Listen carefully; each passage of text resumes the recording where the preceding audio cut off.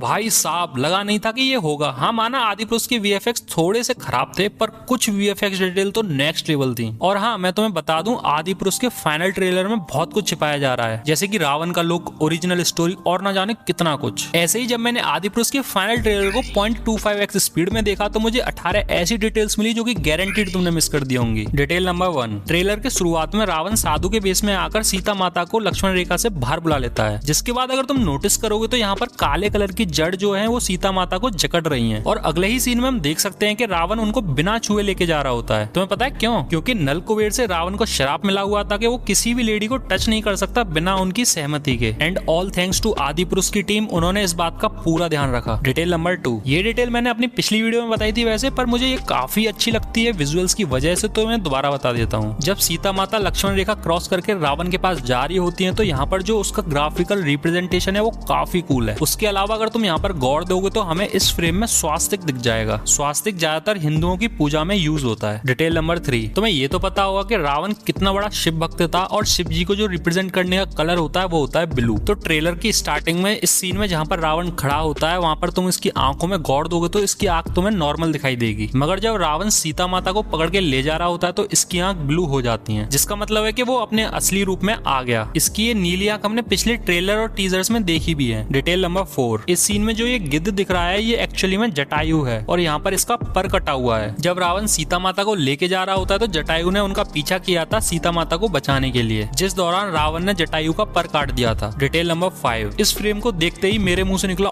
ओ भाई साहब, क्योंकि ये तो तुम्हें पता ही होगा कि जो रावण की लंका थी वो सोने की थी। अब इस सीन में जब गौर दोगे तो लंका सोने की ही दिखाई है, मगर इतनी एडवांस लेवल पर कि पूछो मत। लुक एट द डिजाइन, कितना परफेक्टली बिल्ड किया गया है। डिटेल नंबर 6, भले ही सबने आदिपुरुष की बुराई करी हो वीएफएक्स के मामले में, लेकिन भाई इस फ्रेम में देखो इस रोड को जो कि कितना एडवांस दिखाया गया है। और सबसे बड़ी बात, इसमें भी सोने की जो डिजाइन है वो परफेक्टली डाली गई है। इनकी डिजाइन के लिए 1 लाख तो बनता है। डिटेल नंबर 7, इस वाले सीन में जहाँ पर ये बंदर उछल उछल के जा रहे होते हैं उसके अगले ही फ्रेम में हम श्रीलंका देख सकते हैं। तो ये जो सीन है ये मेन बैटल होने से पहले का सीन है, जहाँ पर ये सब असेंबल हो रहे होते हैं लड़ाई के लिए। ये डिटेल काफी डीप है। तो इस फ्रेम में जब तुम नोटिस करोगे तो यहाँ पर कुछ मोती गिर रहे होते हैं जो कि सीता माता के होते हैं, और ये तब गिरे हैं जब रावण उनको अपने पुष्पक विमान में ले जा रहा था। अगर इसी फ्रेम के जस्ट पहले तुम यहाँ पर गौर दोगे तो तुम्हें बादलों के बीच में रावण का पुष्पक विमान दिख जाएगा। वही पुष्पक विमान जिसे हमने आदिपुरुष के सबसे पहले टीजर में देखा था, और सच कहूं तो बेकार बनाया है। डिटेल नंबर 9, एक फ्रेम में ये बंदर मोती देख रहा होता है, ये वही मोती है जो हवा में से गिर रहा था सीता माता का। तो ये एक्चुअली में वो सीन होगा जब राम जी की सेना सीता माता को ढूंढ रही थी। डिटेल नंबर 10, इस सीन में सीता माता के आगे एक रिंग गिरी हुई है। अगर मैं गलत नहीं हूँ तो ये वही रिंग है जो राम जी ने हनुमान जी को दी होगी जब हनुमान जी सीता माता से मिलने जाते हैं। अगर हनुमान जी बिना किसी सबूत के सीता माता के आगे आते तो सीता माता कभी भी उनका विश्वास नहीं करती। और नेक्स्ट फ्रेम में हमें हनुमान जी दिख भी गए थे। डिटेल नंबर 11, इस सीन में हमें हनुमान जी काफी बड़े दिख रहे हैं और सीता माता उनसे काफी छोटी। तो ऐसा इसलिए क्योंकि हनुमान जी के पास सिद्धि थी, जिस वजह से वो अपना आकार एटम से भी छोटा और कितना भी बड़ा कर सकते थे। डिटेल नंबर 12, इस सीन में यहाँ पर तुम देख सकते हो ये बंदा किसी पर अटैक कर रहा है जिस पर सोने की स्पीड है। अब गौर दोगे तो इस सोने की स्पीड का जो कलर है वो ब्लू है, जो कि एक्चुअली रावण की थीम है इस मूवी में। लेकिन भाई इस डिटेल के लिए मुझे माफ कर देना, मैंने बहुत कोशिश की इन दोनों बंदों का पता लगाने के लिए, लेकिन इन दोनों बंदों का मुझे पता नहीं लग पाया ये कौन है। डिटेल नंबर 13, इस सीन में जहाँ पर ये रावण दिखाया है इस पर 2 वेपन है, जिस पर ध्यान दोगे तो ये एक्चुअली में त्रिशूल है जो कि शिव भगवान पर होता है। लेकिन मैंने एक चीज नोटिस की, अगले ही फ्रेम में रावण पर कई सारे वेपन आ जाते हैं लेकिन मुझे इन सब में त्रिशूल नहीं दिखा। डिटेल नंबर 14, ट्रेलर में एक सीन आता है जहाँ पर राम जी बोलते हैं भारत की किसी भी बेटी, जब भारत की किसी बेटी पर